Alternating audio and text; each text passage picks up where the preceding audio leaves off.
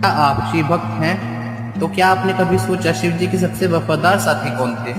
एक जानवर नंदी। शिवरात्रि के दिन हम पूजा करते हैं, व्रत रखते हैं, पर क्या हम उन प्राणियों की ध्यान रखते हैं जो शिव जी के सबसे करीब थे?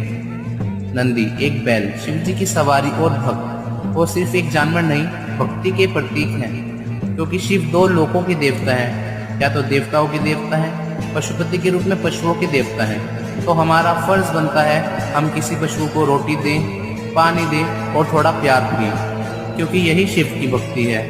तो अगर आप शिव जी के भक्त हैं तो कमेंट में हर हर महादेव जरूर लिखिएगा। धन्यवाद।